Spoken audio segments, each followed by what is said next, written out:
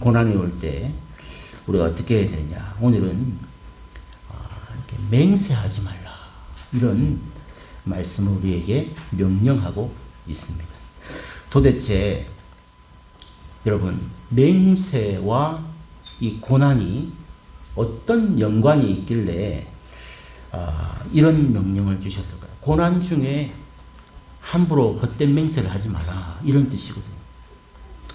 저는 이 구절을 12절 이 한 구절을 보면서 어떤 생각을 했냐면, 하나님은 정말 우리의 이 마음과 이 감정을 정확하게 아시는 분이시다라는 것을 다시 한번 와닿았어요. 감탄했어요. 정말 하나님은 우리를 만드신 분이 맞구나 라는 것을 그냥 무릎 꿇고 고백하게 하는 그런 구절이 바로 이 말씀이었다라고 고백합니다. 무슨 말이냐면, 지금 이 명령, 우리 이 고난 중에서, 여러분 지금 이 배경이 고난 중에 있는 말씀입니다. 그 앞뒤 전후를 다 보십시오. 또 13절에 가도 고난 중입니다. 자, 그래서 이 고난 중에 이 헛된 맹세하지 말라 했는데, 이게 왜 하나님이 진짜 우리 만드신 분이냐, 왜 이게 고백하게 됐냐면, 여러분 이 명령은 우리가 이 땅에서 여러 가지 그 어려운 그 속에서 중압감을 가지게 돼요.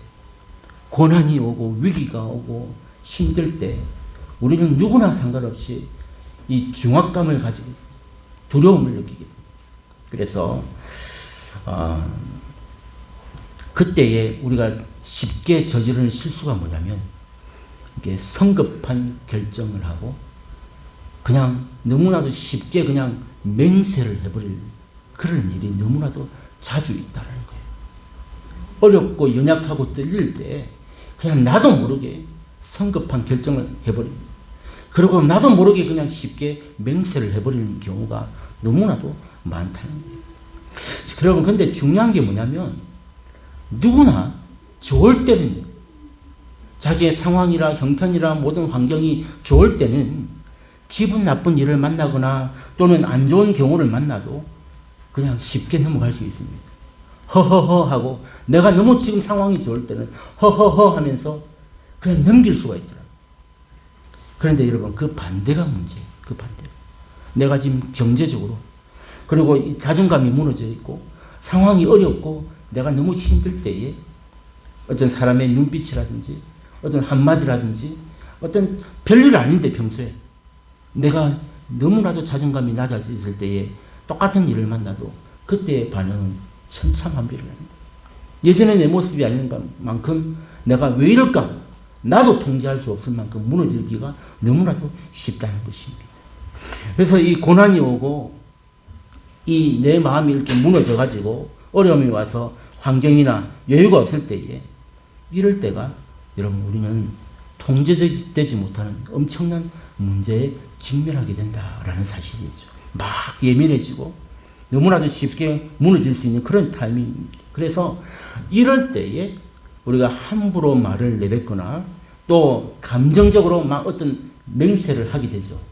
여러분, 그러면 백발백중 우리는 후회할 일들을 만들게 되는 거예요.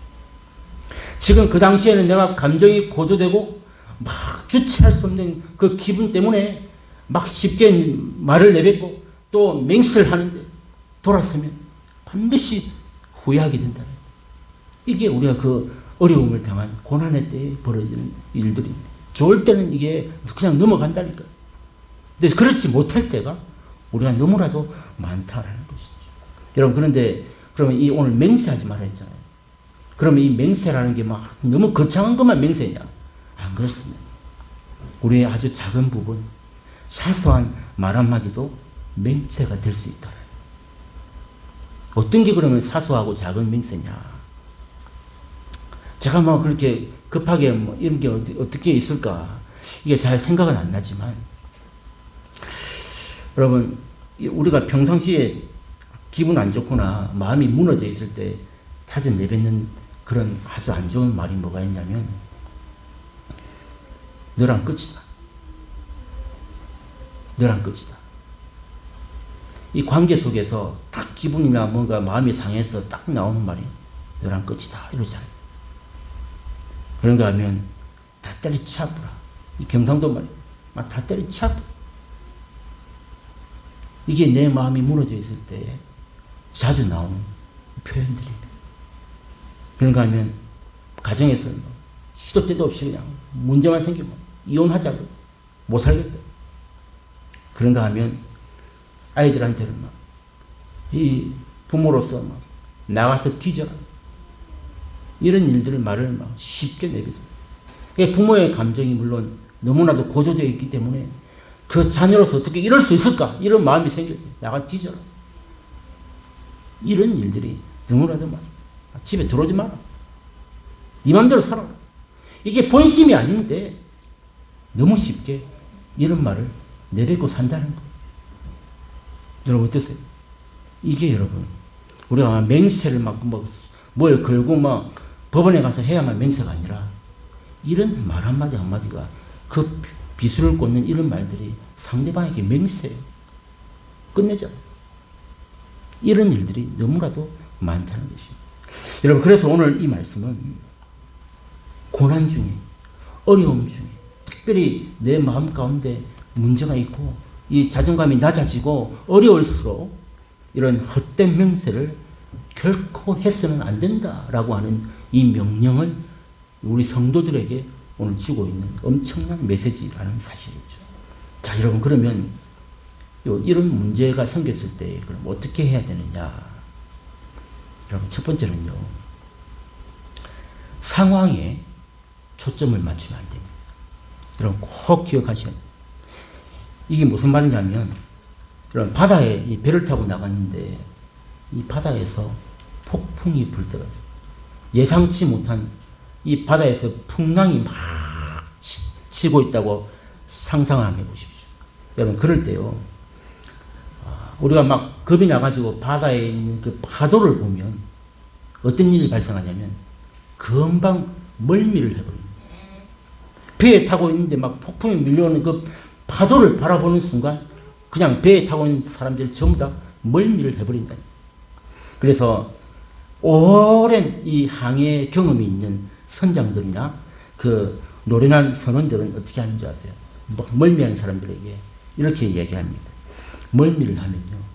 저 먼 산을 바라봐. 저 수평선 저 끝 먼 산을 바라봐. 이렇게 교훈을 한다고 가르쳐 준다고. 지금 당장 눈앞에 있는 막 이 치는 파도를 보면 막 멀미를 하고 난리가 나는데 저 멀리 있는 저 산을 바라봐. 그러면 거짓말처럼 멀미가 점점 이렇게 줄어든다는 것을 보았습니다. 여러분 우리도 똑같습니다. 이게 우리 삶의 원리입니다. 고난이 올 때에 우리가 그 고난을 바라보면 반드시 멀미를 넘어지게 된다. 거기에 빠져있게 된다. 그래서 고난 올 때 이런 시기에 어떻게 되느냐. 절대로 이 고난의 그 상황에 초점을 맞춰서는 안 된다. 자, 두 번째는 또 어떤 원리냐면은 자기 자신에게도 초점을 맞추지 말라. 이런 꼭 기억하죠. 그 상황에도 초점을 맞추면 안 되지만 나한테도 초점을 맞추지 말라. 이거 기억하셔야 돼요. 무슨 말이냐면 고난이 오면 어려움이 오면 우리는 보통 어떤 생각하냐면 내가 이거 이러다가 어떻게 되는 거 아니야? 내가 죽는 거 아니야? 나 망하는 거 아니야? 이런 고난 앞에서 자꾸 우리는 이렇게 두려움을 가지게 되고 내가 망할까? 내가 어떻게 될까? 하면서 자꾸 이런 자기 자신에게 초점을 맞추기가 쉽습니다. 고난을 통해서 자꾸 내가 망합니다. 내가 어떻게 되는 거 아닌가? 내가 죽는 거 아닌가? 이래야 된단 말이죠. 여러분 이것이요 바로 믿지 않는 자들의 태도라는 거예요. 이게 우리가 가져야 할 태도가 아니라 믿지 않는 자들이 가지는 태도입니다. 고난 가운데서. 여러분 나에게 초점을 맞추다 보면 어떤 일이 벌어지냐면 자기 연민에 빠집니다. 남들은 저렇게 잘 사는데 내 인생은 이게 뭐냐. 자꾸 이렇게 자기 연민에 빠지게 되고 자신에게만 몰두하게 돼요. 자기에게 고립되고 그러면 다른 사람에 대한 어떤 밸런스를 맞추지는 못합니다.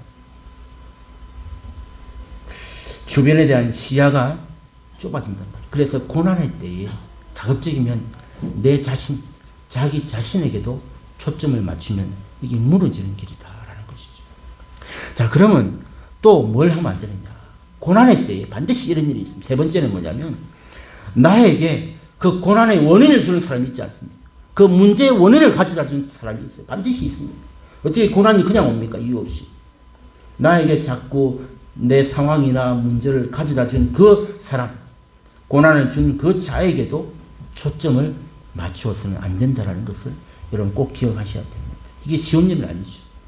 자꾸 자신에게 모욕감을 주고 또 뒤에서 험담하고 또 비방하고 어려움을 주는 나에게 고난의 근원이 된 그 사람을 생각하면 자꾸 이게 뭐가 생기는지 아십니까? 나에게 발단의 그 문제의 근원이 된 그 사람을 자꾸 생각하게 되면 우리는 생각하면 생각할수록 어떤 일이 발생하냐면 마음에 분노가 끓어. 어디까지냐면 밤에 잠을 자지도 못하고 약 없이는 못 자고 더 나아가면 그 분노가 살인의 마음까지 직접 죽이지는 않지만 정말 죽이고 싶은 마음까지 들 만큼 이런 분노가 끌어오는 것을 경험하게 됩니다. 그 사람에게 초점을 맞췄을 때 나타나는 현상입니다. 저주와 악독의 마음이 생깁니다. 이게 그 고난의 원인을 가져다 준 사람에게 자꾸 초점을 맞췄을 때 벌어지는 일들입니다. 너 때문이야. 이게 저주와 악독이 생기고 밤에 잠을 자지 못하고 분노와 원망 이런 것 결국 이런 일이 벌어지면 누가 제일 좋아할까요? 사탄이 가장 좋아하는 일을 나도 모르게 그냥 이 고난을 통해서 자꾸 다른 사람에게 초점 맞추고 나 자신에게 초점 맞추고 또 상황에 초점을 맞추다 보면 내가 이런 사람으로 지금 빠져들고 있는데도 나도 모르게 그냥 죽어가고 있는 이런 모습이 될 수도 있다라는 것이죠. 여러분 그래서요 오늘 이 본문에 다시 12절에 보면 성경에서 뭐라고 하느냐. 여러분 이 앞에 우리 같이 한번 읽어보겠습니다. 시작. 오직 너희가 그렇다고 생각하는 것은 그렇다 하고 아니라고 생각하는 것은 아니라 하여 정죄받음을 면하라. 아멘. 이게 여러분 어떤 뜻인 것 같습니까? 이 고난 가운데서 맹세하지 마라 했잖아요. 그러면 뭐 하라고 되어 있습니까? 오늘 이 말씀 보니까 함부로 이렇게 맹세하지 말고, 즉 이 말씀은 감정에 치우치지 말고 사실에 근거한 말만 하라 이런 뜻입니다. 왜냐? 맨 마지막에 보면 정죄받음을 면하라고 되어 있죠. 정죄받음을 면하라. 죄짓지 말라는 거예요. 그러니까 이 말은 내가 생각하는 것은 그렇다 하고 그렇게 아니라고 생각하는 것은 아니라 한다는 말, 꼭 이것도 내 생각 아닙니까? 할 수 있는데 그게 아니라 이 말은 헛된 맹세하지 말되 정죄받지 않도록 사실에 근거해서 맞는 말만 해야 한다. 고난의 때 다른 사람이나 나 자신이나 그 상황에 초점을 맞추게 되면 우리는 감정에 이렇게 얽매여서 내 마음대로 판단하고 생각하게 되는데 절대로 정죄받음을 면한 사실에 근거한 바른 판단과 분별이 필요한 시기다라는 것을 말하고 있다라는 것이죠. 이게 오늘 12절에 주는 큰 하나의 교훈입니다. 오늘 말씀 다 드렸습니다.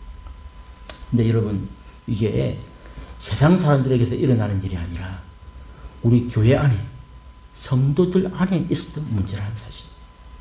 믿는 자도 얼마든지 이런 일이 현실 속에서 벌어진다는 것을 오늘 야고보는 우리에게 말씀하고 있다라는 것이죠. 여러분, 그래서 이런 이 고난 가운데서 그럼 우리가 그럼 어떤 자세로 어떻게 살아야 되나? 맹세만 하면 되냐? 오늘 이 말씀이 주는 교훈을 잠깐 우리가 묵상하며 은혜를 나누길 원하는데요. 여러분, 우리가 어떤 존재냐라는 것을 여러분 꼭 고난 가운데서 기억하셨으면 좋겠습니다. 어려움이 올 때마다 자존감이 낮아지잖아요. 그 이유가 뭔지 아세요? 내가 어떤 존재인지를 자꾸 잊어버렸어요. 남이 나를 안 알아줄 때 자존감이 떨어지잖아요. 마찬가지. 내가 누구인지 정확하게 내가 알고 있으면 절대 우리는 넘어지거나 흔들릴 그런 존재가 아니라는 거예요. 나는 어떤 존재냐? 여러분, 제가 그냥 명확하게 한마디로 말씀드린다면 우리는 이미 우리 삶의 결론이 어떠한지를 이미 다 알고 사는 존재다라는 사실입니다. 여러분 믿습니까? 우리는 우리 삶이 앞으로 내가 어떻게 될 것이다라는 걸 이미 다 알고 사는 존재라는 거예요. 이해하셨어요? 이게 우리 성도들입니다. 앞으로 나의 삶이 장차 심지어 죽음 이후에도 내가 어떻게 될지를 이미 다 알고 사는 존재들 아닙니까? 그런데 왜 자꾸 자존감이 무너지고 약해지고 흔들리고 이 사탄이 기뻐하는 일들에 자꾸 빠지냔 말이에요. 왜냐? 내가 이 어떠한 존재인 것에 대한 이 사실을 자꾸 잊어버리기 때문이다 라는 사실입니다. 여러분, 우리는 고난이 와도 절대로 망할 수 없는 존재라는 사실을 여러분 꼭 기억하셔야 돼요. 이 말이 어디 적혀 있느냐? 여러분, 로마서 8장 18절 한번 보십시오. 우리 앞에 보시고 한번 같이 읽어볼까요? 시작. 생각하건대 현재의 고난은 장차 우리에게 나타날 영광과 비교할 수 없도다. 할렐루야. 아멘. 지금 우리의 이 현재 이 고난이 앞으로 장차 우리에게 주어질 그 영광과는 좋게 비교할 수 없다는 거예요. 아무리 고난이 크고 커도 우리가 받을 이 영광, 하나님과 함께할 그 영광을 생각하면 그 아무것도 아니다. 이게 우리의 신분이고 우리의 존재다. 이걸 잊지 말라고 바울은 설교하고 있다라는 것이죠. 그러니까 예수님께서 이미 우리에게 이 결론을 보장해 놓으셨습니다. 그래서 우리는 이 땅에 살면서 현재의 고난만 바라보는 그런 존재가 아니라 오늘 이 말씀에 있는 것처럼 우리는 고난 속에서도 장차 부어주실 그 하나님의 영광과 축복을 바라보며 사는 존재다라는 이 사실을 기억해야 될 줄로 믿습니다. 그래서 그 고난의 때에, 어려움의 때에, 내가 자꾸 흔들리고 약해질 때에 누구를 바라봐야 되느냐? 하나님만 바라보는 것입니다. 현재가 아니라 미래의 영광을 바라보는 것입니다. 이것이 이 믿는 자의 특권이고 우리의 자존감, 존재다라는 사실, 이 사실을 기억하는 저와 여러분 되기를 주의 이름으로 축복합니다. 이걸 잊어서는 안 됩니다. 그래서 여러분, 우리는 당장 다음 달에 무슨 일이 있을지 우리는 알 수 없는 존재입니다. 갑자기 암 선고를 받을지, 아니면 잘 다니는 직장에서 해고를 당할지, 아니면 길 가다가 교통사고를 당할지 우리는 아무도 앞미를 알지 못합니다. 그런데 놀라운 건 뭔지 아세요? 하나님은 다 알고 계세요.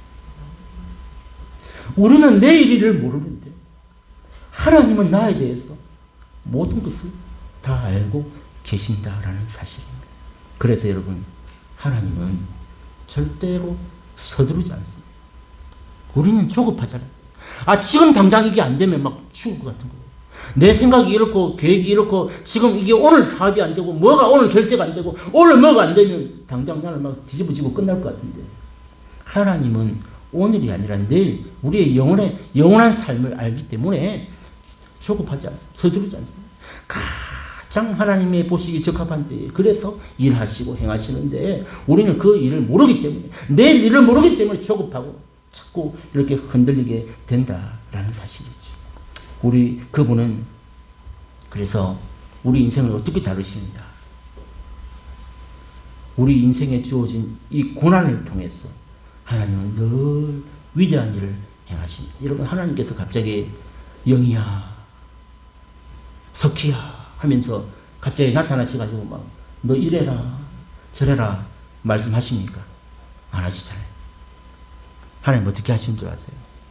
우리에게 다 적절한 때에 고난을 주시고 어려움을 주시고, 그래서 우리가 좀 그때는 마음고생 하거든요. 이런 일이든 저런 일이든 우리가 마음고생할 때가 있어요. 고난을 주시고. 그런데 그 고난을 또 이기고 또 순종하고 또 견디고 나가다 보면 또 예전보다 좀 더 믿음이 자라고 성장하고 하나님 보시기에 더 아름답고 깨끗한 모습으로 한 걸음 한 걸음 또 앞에 나가 있다는 사실입니다. 할렐루야. 이게 고난의 의미예요. 지금 그 순간에는 너무나도 힘들고 나를 힘들게 하는 그 문제가 힘들고 그 사람이 힘들고 물질이 힘들고 상황이 힘들지만 그걸 견디고 이기고 잘 참고 나아가다 보면 하나님 그 문제를 통해서 나를 바꾸어 가시는데요. 결국은 우리가 점점 더 믿음의 사람으로 바뀌어가는 은혜를 경험하고 산다는 것이죠. 이게 하나님은 우리의 앞길을 다 알고 계시기 때문에 우리는 지금 당장 이거 아니면 안 되기 때문에 그게 목숨을 걸고 살지만 하나님은 그렇지 않습니다. 고난을 통해서 우리 인생을 연단해 가시고 정말 조금씩 더 세워가시는 은혜를 우리가 지나온 세월 이렇게 살아보면서 우리가 고백할 수 있지 않습니까? 그래서 분명한 것은 뭐냐면 우리는 갈 길을 모르지만 우리는 내 앞길, 내 일도 모르지만 분명한 것은 여러분 이거 꼭 기억하셔야 돼요. 우리에게 오는 고난은 우연이 없다. 어떤 문제도 어떤 고난도 우연이 없으며 또한 하나님의 자녀에게 주시는 모든 고난은 결과적으로 그 모든 고난은 우리를 점점 더 아름답게 세워가시는 단련이다. 여러분 체력 단련 들어보셨잖아요. 체력 단련. 이게 갑자기 하루에 집 밖에 안 나가고 10m도 안 걷는 사람이 저 등산하자 하면 올라갑니까? 제가 여러분 여기 양산에 와가지고 운동도 안 하고 살다가 갑자기 오봉산에 우리 한때 우리 장애 아이들하고 같이 토요일 날도 산행하고 한 적 있지 않습니까? 오봉산에.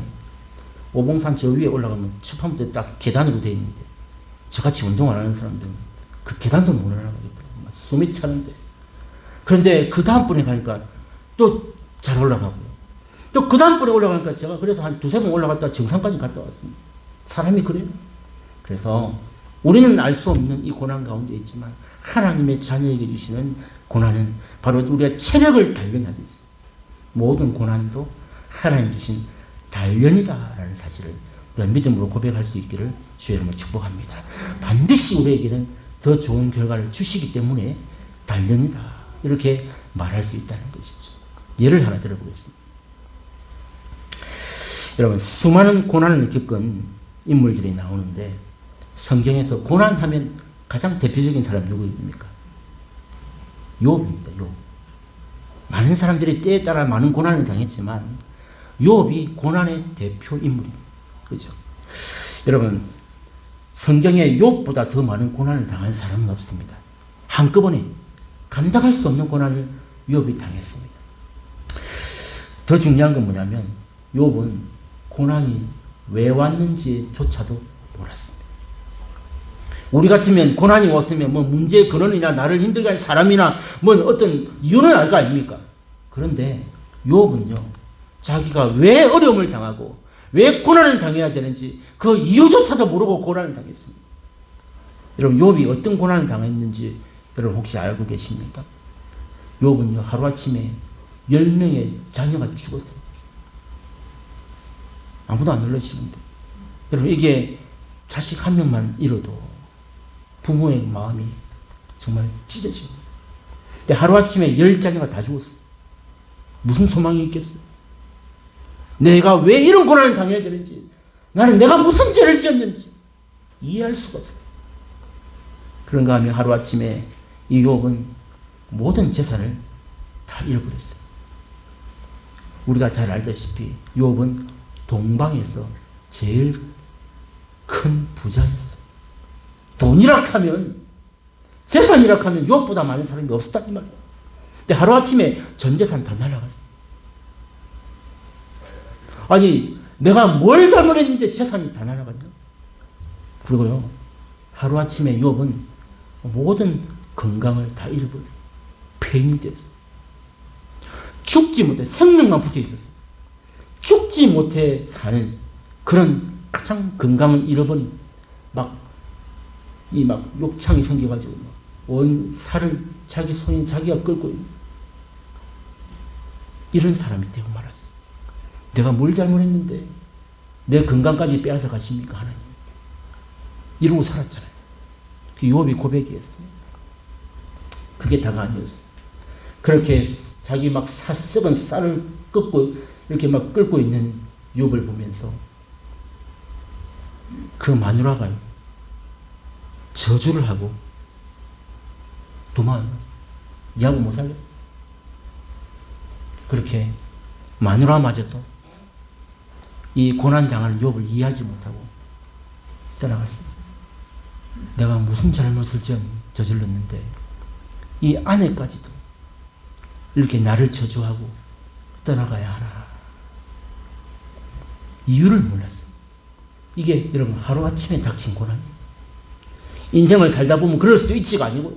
하루아침에 이 욥에게 막 계속해서 아들 죽자, 재산, 건강, 아내, 오만 할 수 있는 저주는 이 욥에게 다 찾아온 거예요. 이유도 없이. 그래서 성경은 이 성경에서 가장 이 고난을 많이 당한 사람 하면 욥이라고 그렇게 말을 하는 거예요. 여러분, 욥은 이 고난의 이유를 알지 못했는데요. 놀라운 것은 그가 이 고난의 과정을 다 경험하면서 고백하게 했던 아주 유명한 우리 그 고백을 우리 다 알고 있다는 사실이죠. 여러분, 욥기 23장 10절 우리 한번 같이 한번 읽어볼까요? 시작. 그러나 내가 가는 길을 그가 아시나니 그가 나를 단련하신 후에는 내가 순금같이 되어 나오리라. 아멘. 욥이 했던 고백이 아내고 재산이고 건강이고 물질이고 뭐 자식이고 다 죽고 다 사라졌는데 이 고난을 다 경험하면서 자기가 깨달은 바가 하나 있는데 이거였다. 나를 단련하신 후에는 내가 순금같이, 내가 정금같이 나왔다.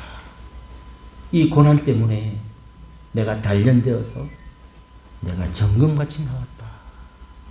이렇게 이 욥은 고백하고 있다라는 사실이죠. 고난 때문에 결국 내가 이렇게 정금같이 나오게 되었습니다. 이렇게 고백합니다. 여러분, 이 믿음의 고백이 우리 모두의 고백이 되기를 주의 이름으로 축복합니다. 이게 고난의 유익이에요. 지금 우리에게 아무 필요 없는 고난 같고 이유 없는 고난 같고 정말 감당하기 어려운 고난 같지만 하나님이 다 알고 계십니다.